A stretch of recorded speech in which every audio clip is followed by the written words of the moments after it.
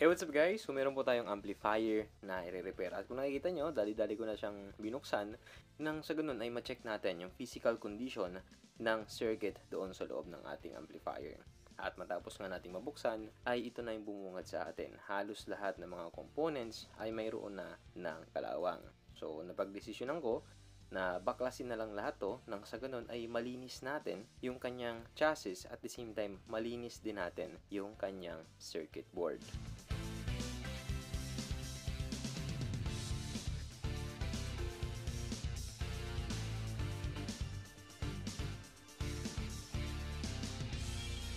Sa part naman na to ay nililinis na natin yung circuit board ng ating amplifier.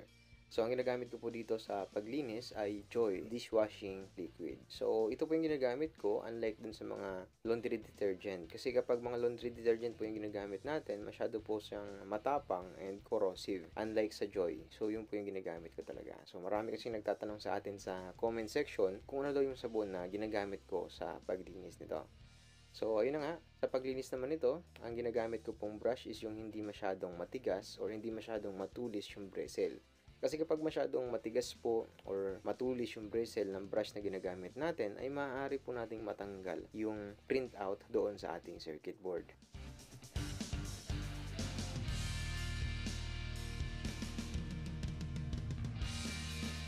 Matapos nating masabon at mabrush yung ating circuit board, ay handa na po natin siyang banlawan. So, sa pagbanlaw naman, ang ginagamit ko po dito is yung free running water. Habang tumutulo po yung tubig, ay patuloy pa rin po tayo sa ating pagbrush. So, matapos nating ma-brush lahat ng mga circuit board at mabanlawan, ay pwede na po natin siyang ibilad sa sikat ng araw. Pagdating naman sa pagbilad ng circuit board sa sikat ng araw, usually inaabot lamang ito ng 2 hours. So, tuyo na po yung ating circuit board. At makalipas nga ang ilang oras ay tuyo na po yung circuit board na ating binilad. Sa part naman na to, ang ginagawa ko po ay nililista ko yung mga components na mayroong mga kalawang nang sa ganun ay ma-ready natin yung mga components na ating ipapalit dito.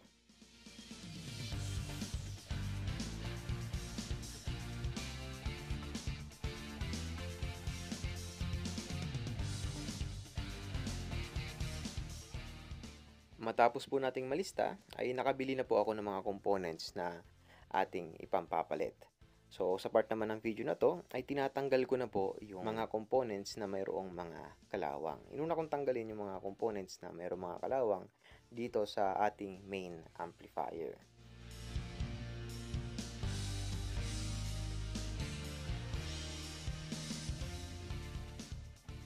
Siyempre, matapos nating matanggal yung mga components na mayroong mga kalawang, ay papalitan na po natin sila ng mga bagong components.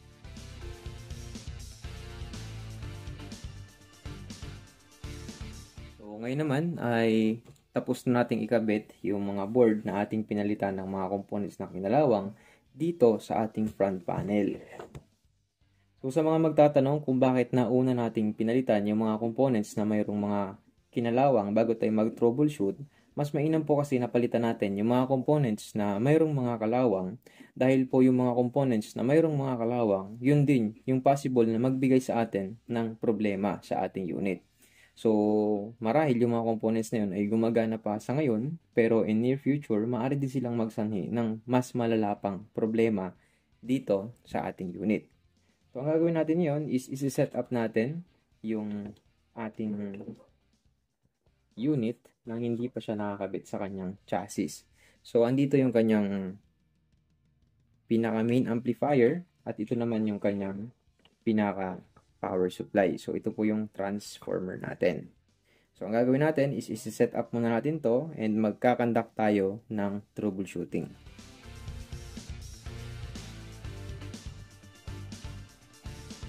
So, ngayon naman ay na-set up na natin at nakaabang yung ating test probe dito sa output ng ating transformer. And ipa-plug lamang natin itong ating unit dito sa ating test bulb. And tingnan natin kung ano yung ating magiging output or yung ating magiging reaction.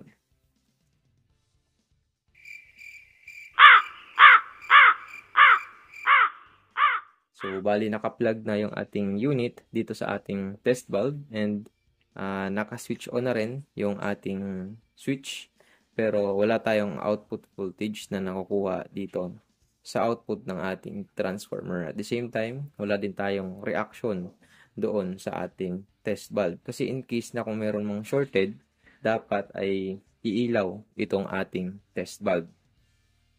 So, sukatan rin natin yung iba pang mga output dito sa ating transformer. So, sukatan natin itong supply natin dito. So, meron tayong 0 volts na nasusukat dito sa ating output, which is 13 volts. Dapat yung nasukat natin. While dito sa ating split supply ay dapat 15,015. Pero 0 volts yung ating nasusukat. So, mukhang masamang pangitain to. And isi-check natin yung ating transformer. So, unplug lang natin yung ating unit. And then, ang gagawin natin ngayon is iti-test natin itong ating transformer kung okay pa ba ito o hindi. Pero, bago yun, syempre, i-check din natin kung okay pa ba itong fuse and kung okay pa ba itong switch.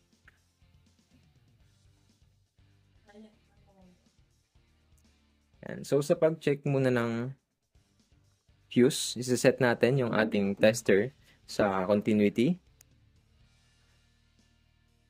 And then, dapat meron tayong buzzer na mapapakinggan dito sa ating fuse. So, check natin. So, naka-unplug yung ating unit. So, kung nakapakinggan nyo, meron tayong buzzer sound. So, ibig sabihin yan, okay yung ating fuse. Next naman is i-check natin kung okay pa ba itong switch. So, sa pag-check naman ng switch, continuity pa rin yung ating gagamitin. Since naka-switch on siya, dapat meron tayong buzzer sound na papapakinggan. So, ayan po. Meron tayong buzzer sound na napapakinggan. Ibig sabihin, naka-switch on yung ating switch. And kapag pinress natin to, mag-switch off yung ating switch. So, ayun, wala po tayong continuity. Ayun, pag pinindot natin, meron tayong continuity. So, ibig sabihin, good yung ating switch. So, ngayon naman is i-share ko sa inyo kung paano ko na-confirm na defective itong transformer na to. So, ito yung ating primary side ng transformer. So, dapat ang masusukat natin ditong resistance is around 100 ohms. So, sukatan natin yung primary ng transformer. So, nakikita nyo, sobrang taas na po nung kanyang resistance. So, nasa 440 something kilo ohms. So, napakataas niyan. So, dapat 100 ohms or at least bago mag 1 kilo ohms. So, mataas po yung resistance ng ating primary. Ngayon naman, pagdating dito sa ating secondary, meron siyang multiple output. So, sukatan natin itong pinaka-supply ng ating amplifier, which is ang output nito is 28028. So, sukatan natin yung resistance ng winding dito.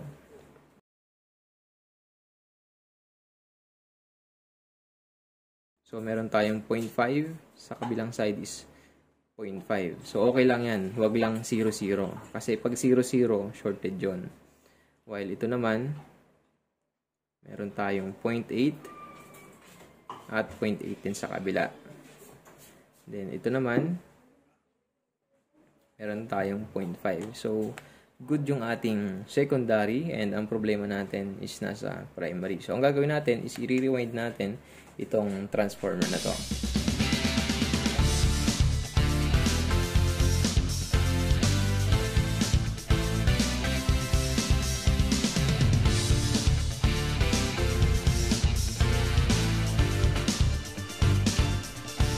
So, natanggal na natin yung insulation dito sa ating transformer, and kung titingnan nyo yung connection dito sa secondary natin, yung transformer po ay gawa sa aluminum.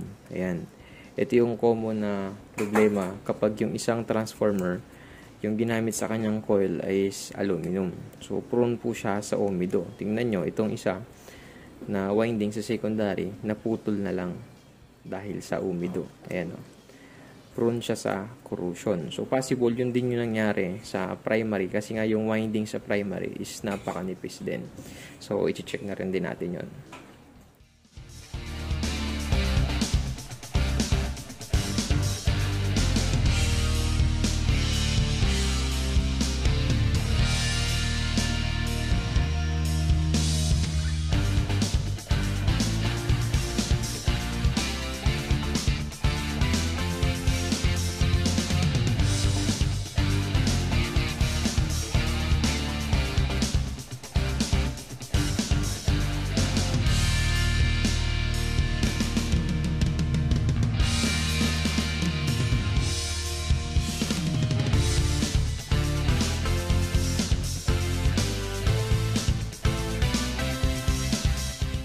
Ngayon naman is tapos na nating matanggal yung windings doon sa secondary. And bumungad na sa atin yung primary windings. Kaya nga lang, kung nakikita nyo dito sa primary windings, ayun, mayroong portion na mayroong sunog. Ayun, so malala yung kanyang pagkakasunog doon sa primary winding natin. And kung titingnan nyo yung connection dito sa ating primary, ayan, so meron siyang umido. So, common to sa mga transformer na gawa sa aluminum. So, ang gagawin natin yon is, syempre, susubukan nating i-rewind itong primary ng transformer natin.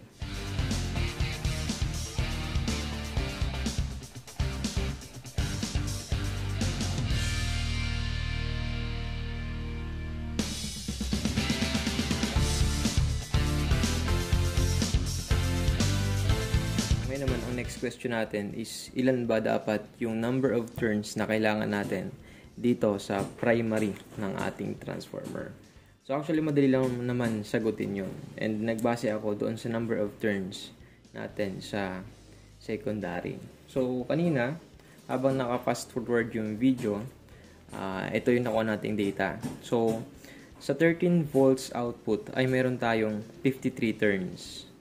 Samantalang sa 28.5 volts, meron tayong 114 turns. So, bali split type siya, kaya times 2. While dito naman sa 15 volts, meron siyang 60 turns. So, lumalabas na meron tayong 4 turns per volt. So, paano ba natin nakuha yung 4 turns per volts na yan? At ano nga ba yung ibig sabihin ng 4 turns per volts? So, actually, napakadali lang. I-divide nyo lang yung number of turns natin doon sa output voltage niya na rated doon sa kanya. So, since ang output natin doon sa label sa kanya is 13 volts and meron siyang 53 turns, so 53 turns divided by 13 is meron tayong 4 turns per volts. Ibig sabihin, para makabuo ng 1 volts, kailangan natin mag-loop dito ng 4 turns. Yun yung ibig sabihin ng turns per volt. So, since kailangan natin ng 13 volts, i-multiply lamang natin yung 4 turns per volts sa 13. Kaya nakuha natin yung 53 turns. Ngayon naman, madali lang yan pagdating doon sa primary. Since ang input voltage natin is 220, i-multiply lamang natin siya sa 4 turns per volts. Kaya nakuha natin is 880 turns, which is accurate naman. Kasi nga, binilang ko itong primary natin.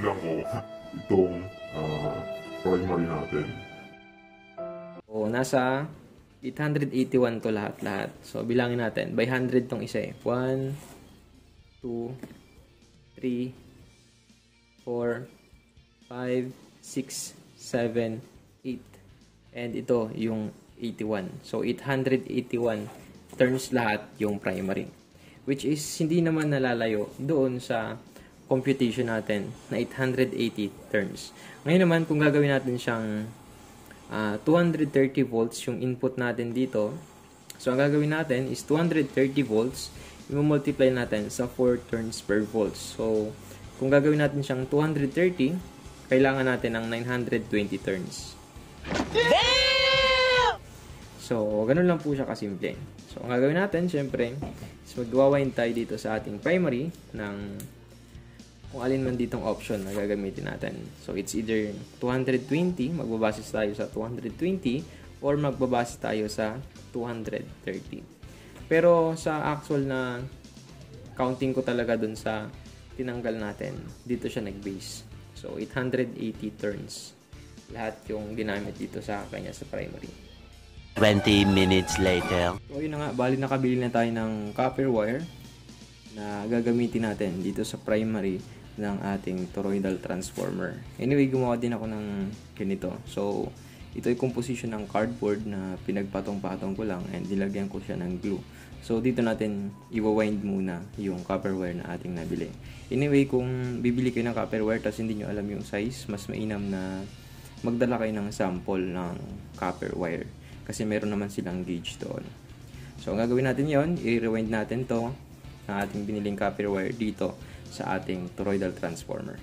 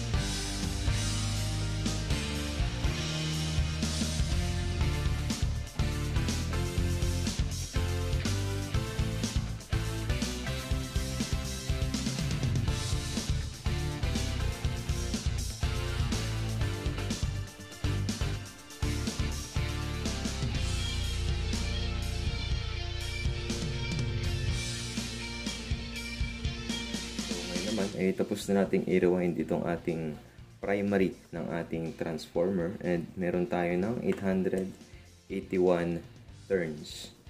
Ngayon ang gagawin natin is itetest natin kung okay ba yung ating pagkaka-rewind. At para gawin yun, gagamit tayo ng test bulb na tinatawag. So, in case na mayroong shorted dito sa ating pag-rewind, makikita nyo. So, in case na mayroong shorted sa ating transformer, ang mangyayari ay iilaw yung ating test bulb. Ayan, iilaw siya in case na mayroong shorted. And kung kulang yung ating pagkaka-rewind, ang mangyayari is iilaw pa rin yung ating test bulb pero hindi na ganun kalakas. So, ikakabit lamang natin itong test probe natin dito sa magkabila ang dulo ng windings ng ating primary. So, clip ko lang siya dito. Same din dito. Ayan. So, kung nakikita nyo, hindi umilaw yung ating test bulb. So, magandang indikasyon yan. Ngayon naman, ang susunod na gagawin natin is aalamin natin kung tama ba na 4 turns per volts yung kailangan natin dito sa secondary. So, ibig sabihin, magwawind tayo ng 4 na turns dito sa ating transformer and dapat meron tayong 1 volts na makuha. So, yun yung gagawin natin yan.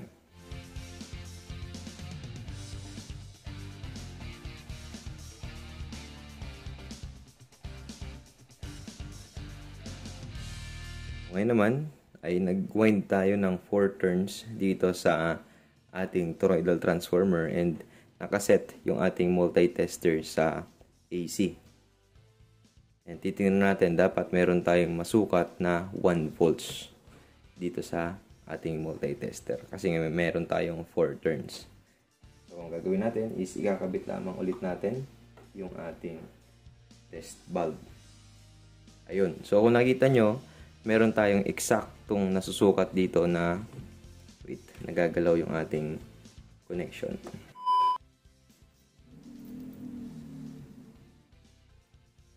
Ayun. So, kung nakikita nyo, meron tayong eksaktong 1 volts na nasusukat dito sa ating multi-tester kapag nag-loop tayo ng 4 turns dito sa ating transformer. So, ibig sabihin, tama yung ating computation na ang 4 turns is equivalent to 1 volts. So, ngayon naman ang gagawin natin is pagpapatuloy na tayo sa ating pag-rewind and ang gagawin natin is ilalagay na natin yung insulation coating dito sa ating primary and then magre-rewind na tayo sa secondary.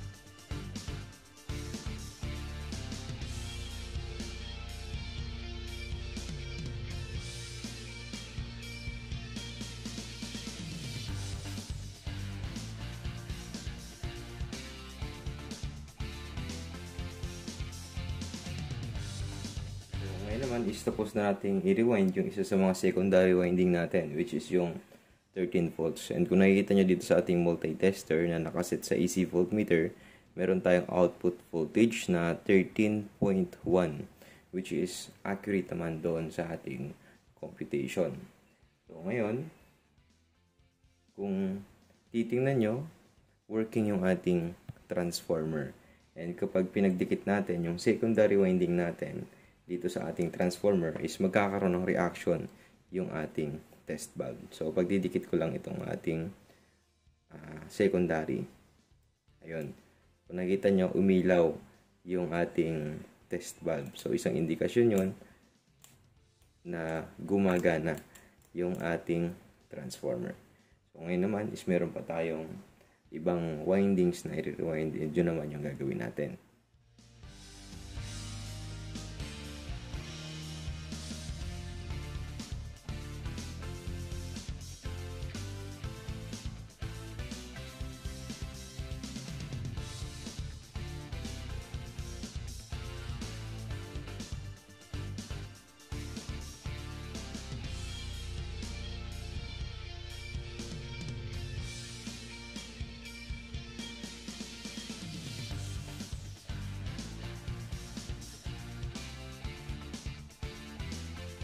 Okay naman, ito yung winding para sa ating 15015.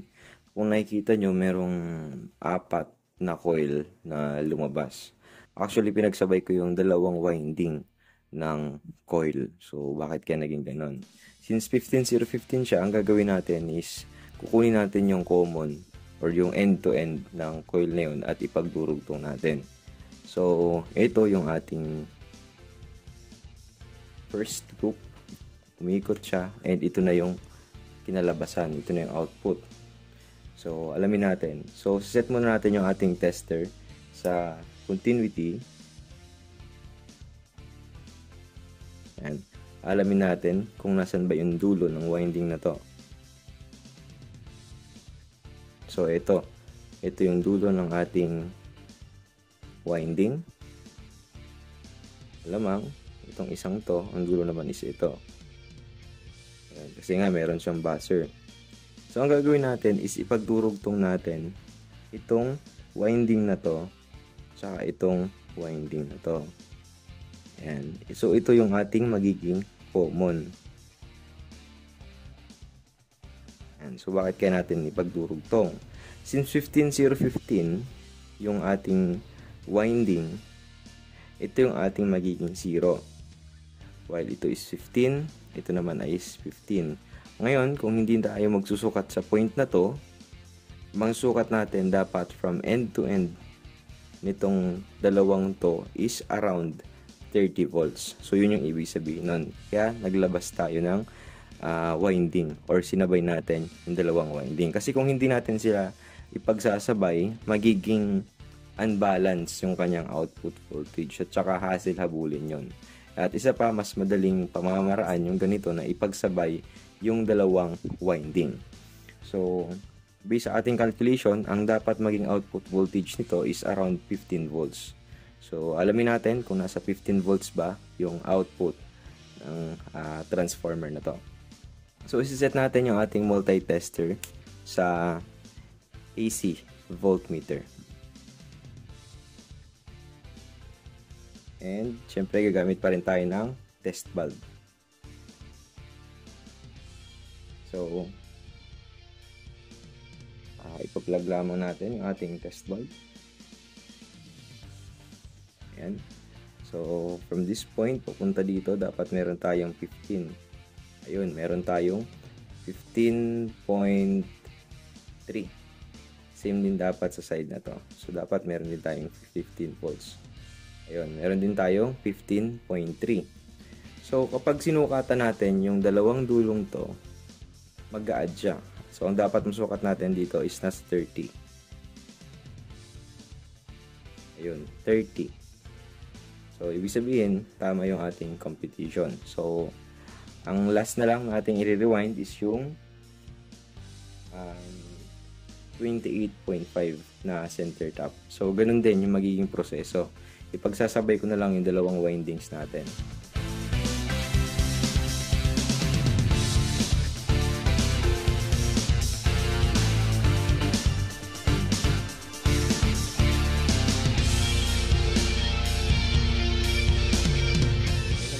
tapos na nating i-rewind yung ating transformer. At ang gagawin natin ngayon is mag-voltage check tayo. Alamin natin kung accurate nga ba yung output na nilalabas nitong ating transformer na ni-rewind. So, unahin natin dito sa green, which is ang dapat na output voltage nito ay nasa 13 volts. So, sukatan natin. So, dapat meron tayo ditong masusukat na around 13 volts. Ayun, so meron tayong 13.1. Next naman na susukatan natin is yung 15015, which is itong wire na to. So dapat meron tayo ditong masukat na 15015. So ito yung 15. Sa kabila naman, ito yung another, which is 15. And kapag hindi natin kinuha yung gitna, dapat meron tayong makukuhang 30 volts. So sa magkabilaan, ayun, meron tayong 30 volts. So, okay ito. Next naman is yung ito, which is, ang dapat output nito ay around 28.5. So, dapat meron tayong masukat na 28.28. So, meron tayong 28.2, which is okay lang din. Sa kabilang side, which is 28.1. Okay lang din yan. Ngayon naman, sa magkabilaang dulo, dapat meron tayong masusukat na around 56 volts. Okay, so, ibig sabihin nun, okay itong transformer na nirewind natin. So, ang gagawin naman natin ngayon is ikakabit na natin to sa circuit natin, which is yung ating amplifier.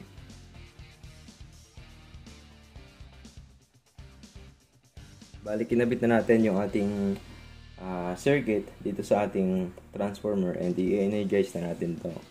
So mag-aabang tayo dito sa output ng ating amplifier and titingnan natin kung meron bang DC out yung output ng ating amplifier. So isiset lamang natin yung ating multi-tester sa DC. Ayan. And susukatan natin or mag-aabang tayo kung meron bang DC out itong ating amplifier.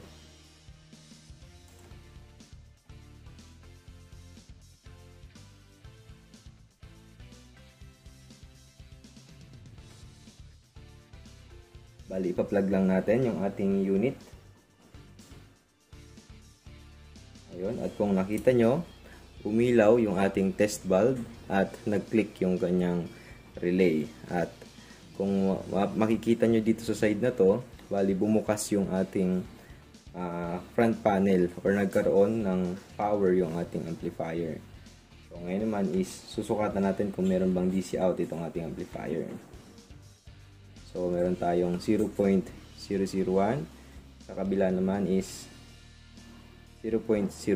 So, looking good yung ating amplifier. Ngayon naman is magkakabit tayo ng speaker dito sa ating amplifier and titingnan natin kung tumunog ba yung ating amplifier.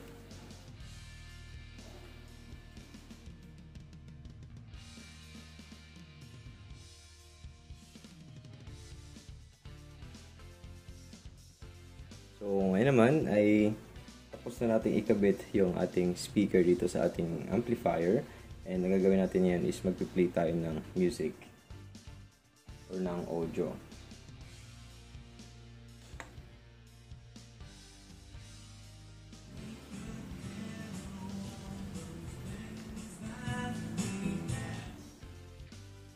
So, palitan lang natin yung audio at baka makapiright tayo. Wait lang.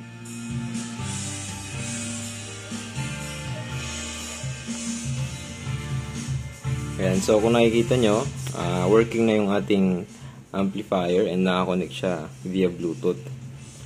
Ayan.